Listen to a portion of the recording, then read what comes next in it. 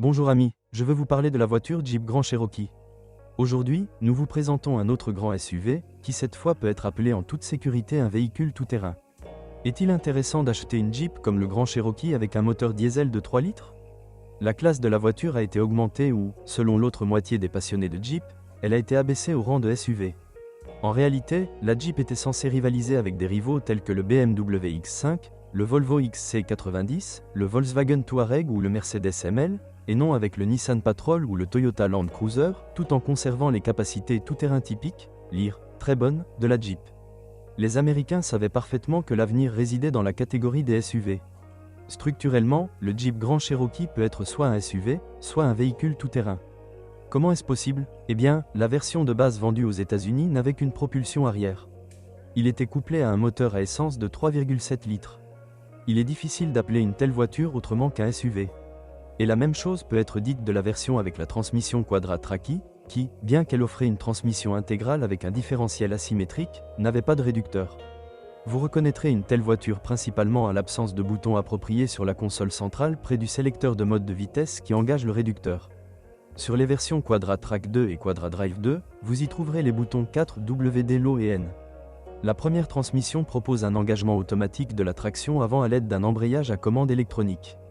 Quadra-Drive 2 est une boîte de vitesse avec différentiel central dont le blocage est assuré par un embrayage multidisque à commande électronique. De tels embrayages bloquent également les différentiels axiaux et, lorsque le réducteur 2,72/1 est engagé, le différentiel central est verrouillé en permanence. Comment distinguer les deux versions? Sur la console de la boîte de vitesse, vous trouverez une plaque indiquant Quadra-Drive 2. Si ce n'est pas le cas, vous avez probablement affaire à Quadra-Track 2. Quelle version de lecteur est la meilleure? En principe, cela n'a pas d'importance pour la conduite sur route ou pour une utilisation légère en tout-terrain. L'embrayage multidisque peut être verrouillé en permanence, ce qui permet au QT2 de faire face à la plupart des obstacles. Cependant, pour la conduite tout-terrain, le CAN 2 est définitivement meilleur. La seule chose est que vous devez être prudent lorsque vous conduisez hors route. Oui, le Grand Cherokee est une voiture performante, mais elle est assez basse et peut facilement être accrochée sur le ventre ou endommagée. De plus, le poids à vide élevé peut rapidement enterrer la voiture dans le sable. En théorie, le modèle décrit est une excellente voiture pour lutter contre les conditions tout-terrain, en pratique, il est au mieux médiocre.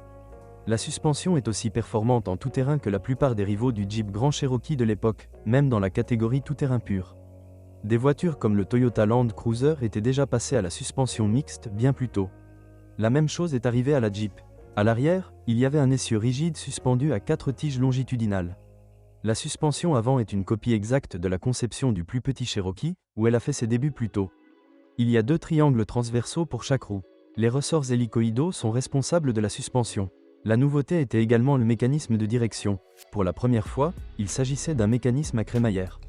Tout cela avait pour but d'améliorer les caractéristiques de conduite sur route et d'améliorer le comportement et la durabilité hors route. Enfin, il convient d'ajouter que cette génération du Jeep Grand Cherokee était le jumeau technique d'un autre Jeep, le rarement vu Commander XK, produit à la même période. Le Commander est une voiture plus grande, plus anguleuse et également plus pratique. Non seulement il dispose d'un coffre plus grand, mais il peut également transporter 7 passagers. Moteur. Il fonctionne parfaitement lorsqu'il est alimenté au gaz. Il est également beaucoup mieux adapté au remorquage de remorques. Cependant, pour les utilisateurs les plus exigeants, il existe un moteur EMI 5.7 encore plus gros et plus puissant. Il génère 326 chevaux et 500 Nm et fonctionne également bien avec les installations à gaz, qui sont fondamentalement une nécessité dans notre climat économique. Pour les Européens, mais aussi pour les Américains, il existe le moteur diesel 3.0 CRD de Mercedes. Il s'agit du successeur du moteur 2.7 CDI récemment décrit, qui équipait à la fois le Mercedes ML et le Jeep Grand Cherokee de la génération précédente. Ici, nous avons déjà un système V6. Le moteur développe 218 chevaux et 510 Nm, il dispose donc des paramètres adéquats pour le lourd grand, et avec une consommation de carburant de 10 à 12 L 100 km, il est également suffisamment économique. C'est ce moteur que nous décrirons plus en détail plus tard. Il est intéressant de noter que les Jeeps à moteur diesel étaient produites dans l'usine Magna Steyr de Graz, en Autriche. Tous les moteurs étaient couplés à 2 types de boîtes de vitesse automatiques à 5 rapports. Les plus petits étaient associés à la boîte de vitesse W5 à 580, tandis que le V8 était associé au 545 RFE. Ils ont exactement les mêmes fonctions et diffèrent principalement par leur rapport de démultiplication. Une version légèrement différente du Grand Cherokee est le modèle SRT8, propulsé par un moteur EMI de 6,1 litres développant 426 chevaux. Il s'agit d'une variante sportive qui a un caractère complètement différent des autres et qui était destinée à concurrencer les versions AMG de Mercedes ou M-Power de BMW. Qu'est-ce qui est cassé? Par exemple, au niveau de la suspension avant, vous devrez vérifier plus souvent les éléments en caoutchouc et régler l'alignement, et le boîtier de direction à crémaillère récupérera le jeu plus rapidement. Ce n'est pas si mal cependant, cela s'applique principalement aux modèles d'occasion ou à ceux qui sont souvent utilisés hors route. Dans de tels cas, vous devez également vérifier l'état technique du coussin qui maintient le différentiel avant. Si vous souhaitez que votre Grand Cherokee se comporte en toute confiance sur l'asphalte, vous devez vérifier le jeu dans la suspension arrière, en particulier les éléments interagissant avec la barre Panhard. Il convient de prêter attention à la qualité des disques de frein installés sur l'essieu avant, s'ils sont faibles, ils s'useront très rapidement. L'électricité et l'électronique causent également certains problèmes. Les échecs incluent, entre autres, démarreur et pédale d'accélérateur électronique. Il arrive également relativement souvent que les boîtes de vitesse nécessitent des mises à jour logicielles. De plus, les engrenages fonctionnant avec le V8 s'usent plus rapidement, en particulier le convertisseur de couple. Cependant, beaucoup dépend de la méthode d'utilisation. Les problèmes du système d'entraînement incluent parfois des moteurs défectueux contrôlant le réducteur et des capteurs activant les verrouillages interessieux. Des pannes mineures au niveau d'équipement telles que la climatisation, les lève-vitres ou les tapis chauffants des sièges surviennent assez souvent. Le moteur 3.0 CRD est le célèbre moteur Mercedes 3.0 CDI, OM 642, qui a fait ses débuts en 2005 pour remplacer le moteur 5 cylindres de 2,7 litres.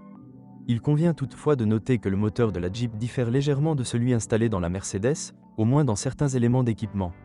Malheureusement, il souffre des mêmes problèmes. Il s'agit principalement des injecteurs piezo-Bosch qui s'usent relativement rapidement et qui ne durent pas toujours jusqu'à 200 000 km. Malheureusement, ils ne sont pas très réparables et les nouveaux coûtent à partir de $250. Je vous rappelle qu'il y en a 6. Un autre problème, comme c'est le cas avec la plupart des moteurs diesel modernes, concerne les volets contrôlant la longueur des canaux du collecteur d'admission. À mesure que les dépôts de carbone s'accumulent, ils commencent à bloquer les volets. Cela entraîne une défaillance du mécanisme de contrôle. La réparation est probablement hors de question et un nouveau collecteur coûte $500. Je vous rappelle qu'il y en a 2. Une mesure préventive consiste à traiter le moteur avec sévérité.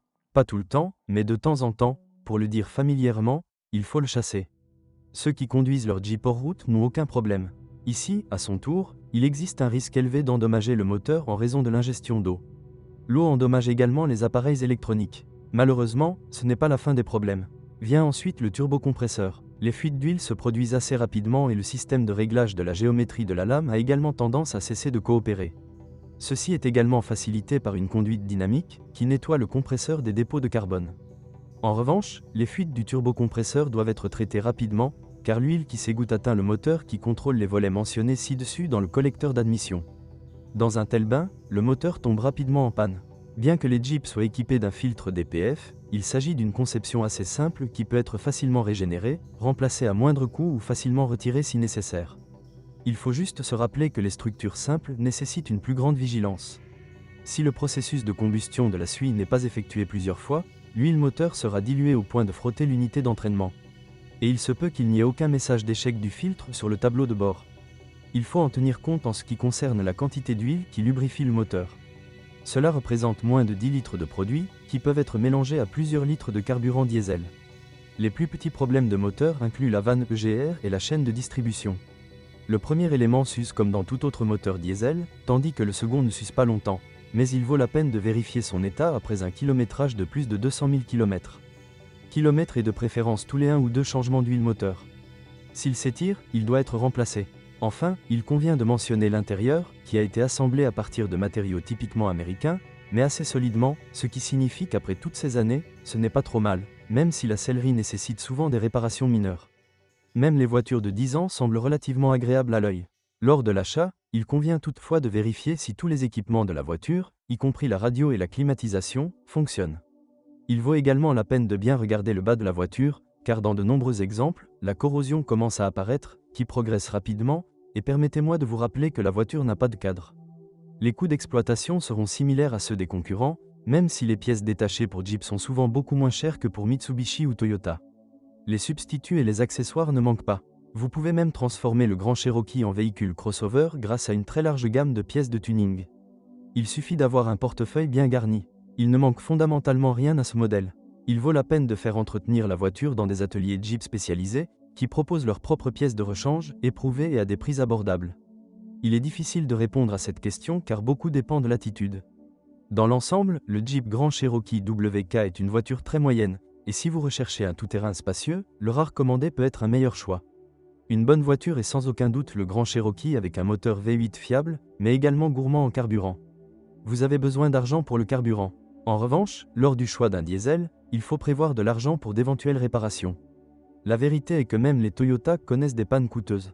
Si vous recherchez un véhicule tout-terrain solide, il est préférable de choisir un ancien Grand WJ et de dépenser l'argent supplémentaire pour l'améliorer ou d'acheter un Toyota Land Cruiser.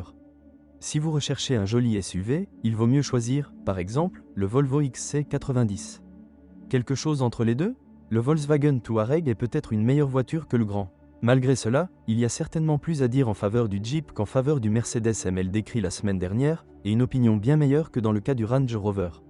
Ajoutez à cela la légende de la marque Jeep et d'énormes possibilités de modification. Merci de m'écouter, n'oubliez pas de vous abonner à la chaîne et de noter ma vidéo. Si vous connaissez des problèmes avec cette voiture que je n'ai pas mentionnée, assurez-vous de les publier dans les commentaires. Bonjour les amis, vous cherchez une voiture d'occasion, vous devez prêter attention au site web carm.pro. Carm.pro est grand catalogue de voitures, moteurs, boîtes de vitesse. Et le meilleur, c'est que vous pouvez trouver des informations sur les pannes de n'importe quelle pièce. Complètement gratuit. Allez sur le site web carm.pro et découvrez tous les éventuels points faibles des voitures d'occasion.